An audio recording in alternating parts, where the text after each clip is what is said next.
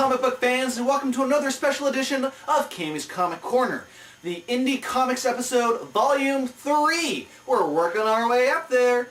My name is Cammy, and I'm your host as usual. Now, I have selected 3 just more outstanding independent comics that you should all be checking out. So let's get right into what I'm enjoying right now in the world of indie comics. First up, we have Thugs, and it's written by Al Sparrow and drawn by Flint Lockjaw. It focuses on 2 hired thugs, hired hitmen, one named 20 Berman, and he's kind of the older, more experienced thug. He's been around the block a couple times, working for various bosses. And then we got the newcomer, Denton Schneider, who, he's the new guy. They paired him up with 20 because he knows what he's doing. And so their first mission is all about taking a weapon to Dr. Patience, and they're intercepted by Dark Cowl and the Finch, which are a nice little parody of Batman and Robin, only they're total dicks. Well, usually in these situations, you know, the hired hands, they usually get the crap beat out of them, and 20's kind of expecting it. But Denton kind of overreacts and shoots a hole right through the Finch. And the Dark Cowl goes, oh, not again, because, you know, Batman is notorious for losing Robins. And then the 20 has to shoot up the Dark Cowl just so they can get away. Well, Dr. Patience doesn't like this.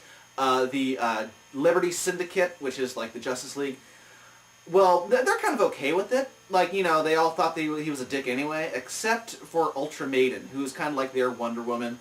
She was stooping him, as one of the other characters calls it, and so she really wants revenge and to find the ones who killed him. And so now they're both Denton and 20 are on the run. So it was a very interesting first issue. The art is it fits the whole parody concept and story well. If you're interested in more and you want to read it for free online, you can go to www.thugsonline.com.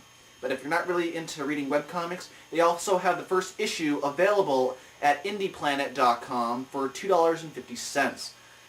Next up, we have Dr. Drummo's Tap House of Tall Tales and Short Stories, The Horrors of War.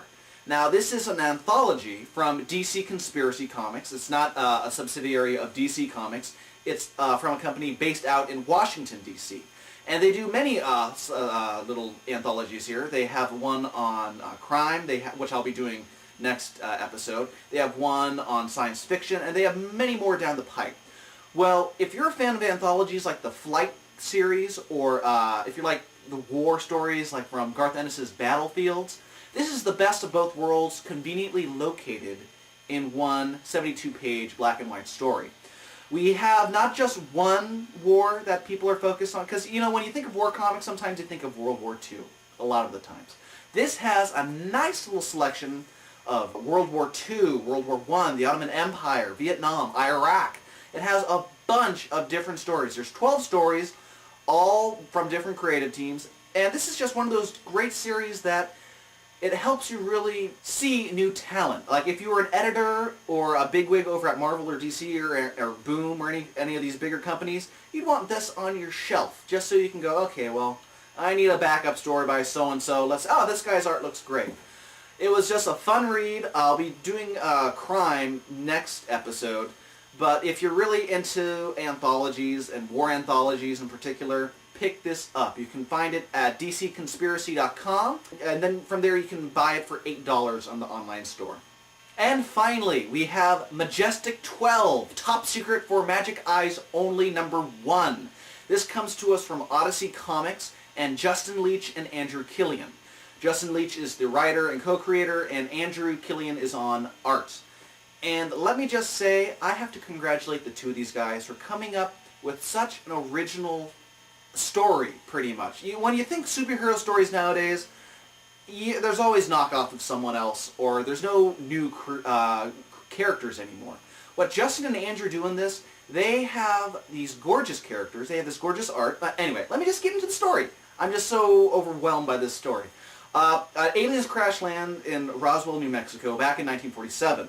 And the government decides they need to keep it on the hush-hush, not tell the general public, and have their own little commando squad, their own little team of superpowered individuals to combat these alien menaces while everyone else is going about their daily lives.